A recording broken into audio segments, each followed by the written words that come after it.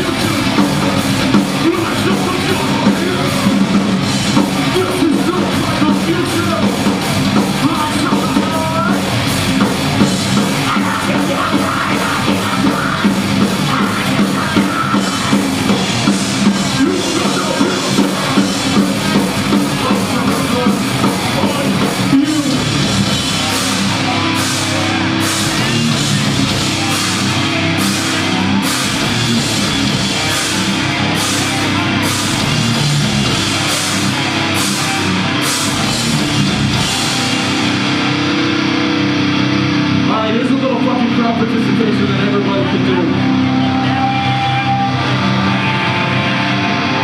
When Royce behind me counts up to 3, I want to hear every motherfucker as loud as you can scream at the top of your lungs. Biatch! Biatch! That's it! You can do that. Little Johnny can fucking do that.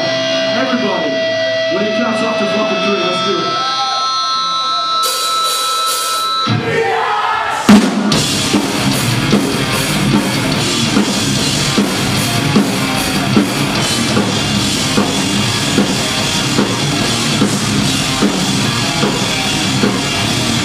We're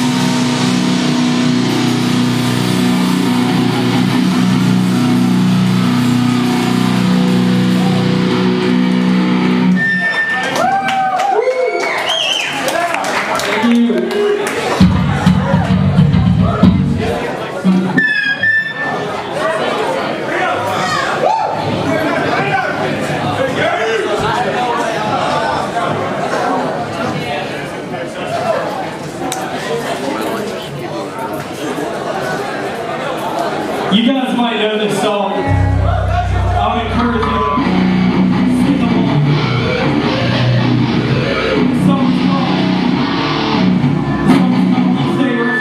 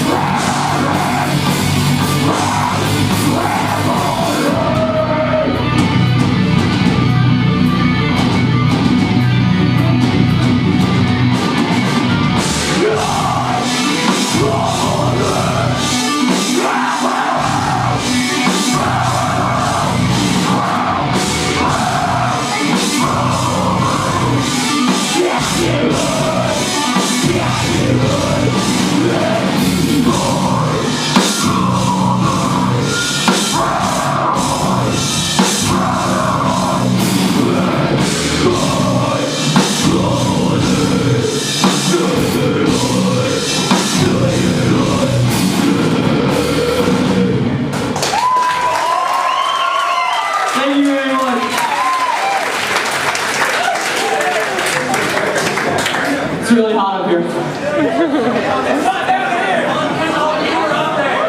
I'm kind of warm.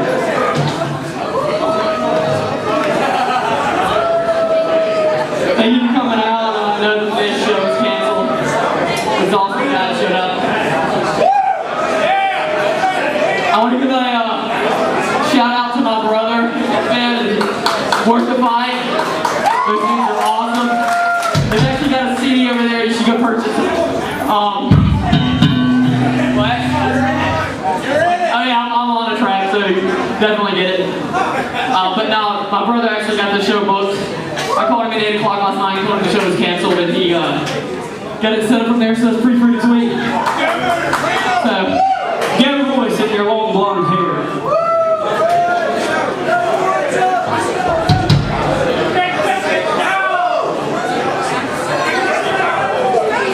alright, this next song's called The Devil Made Me Do It.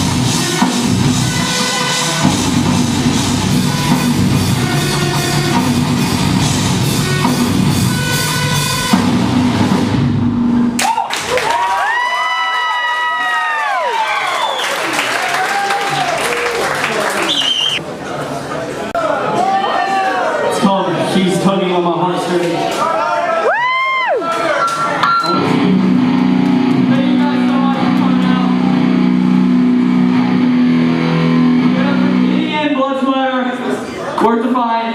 Yeah. And Mom.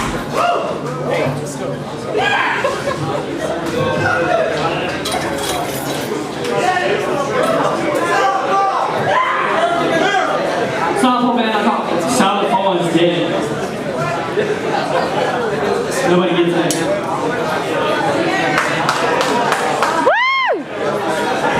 Hey, guess what? When the show's over, I want every one of you to come talk to me. My name is George. You can hit me up on Facebook. George Edmondson. That was for Timmy. Sorry. It was a joke. SilentFallBand.com.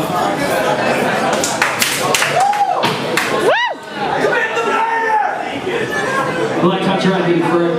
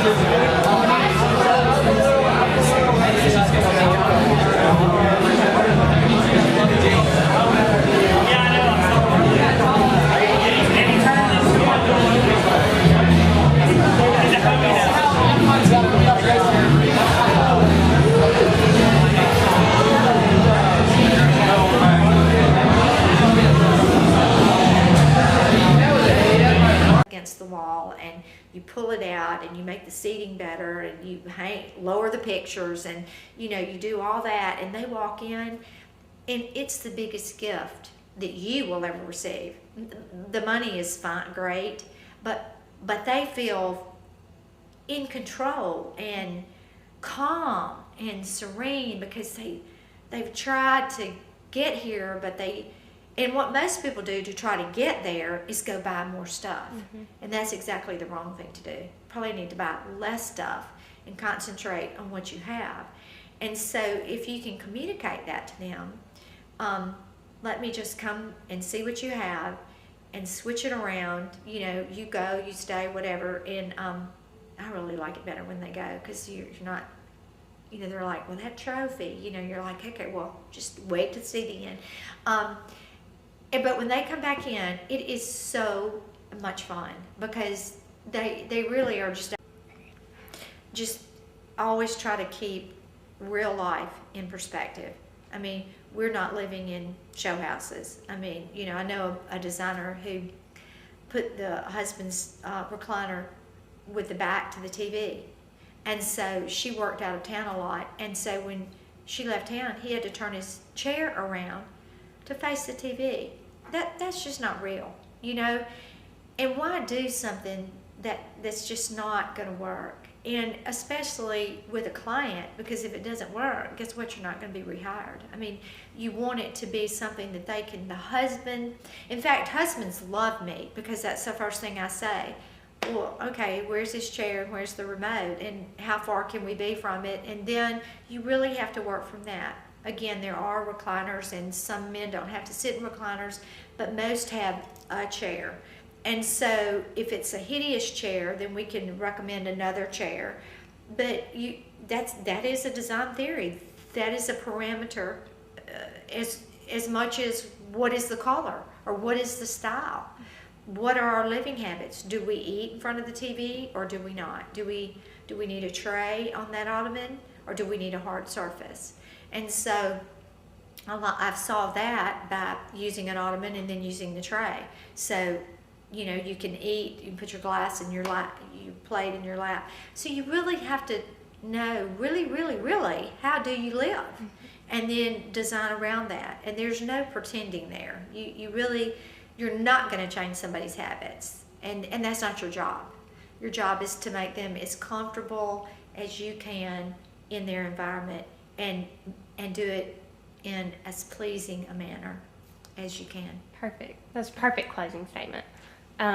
Anything else we didn't cover? I know we didn't say anything about religious beliefs. Have you had somebody said, well, I've had a family member die. Like, have you ever watched Extreme Makeover Home Edition?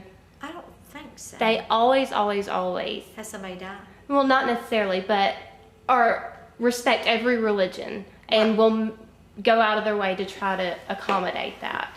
I've had Jewish clients who I've had to, deal with Jewish things, like what are Hanukkah? Those? What are those things? Those candle things?